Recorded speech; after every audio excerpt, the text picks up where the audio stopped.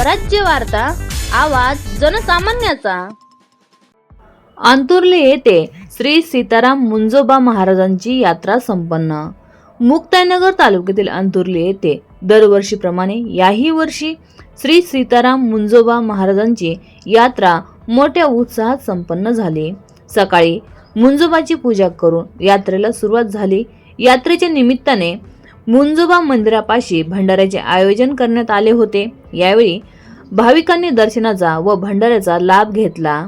या यात्रेत वेगवेगळ्या प्रकारचे दुकाने आले होते, तसेच आकाशी पाळणे सुद्धा आले होते। या यात्रेत दूर दूरून भाविक भक्त येतात व मुंजोबाच्या दर्शनास लाभ घेतात।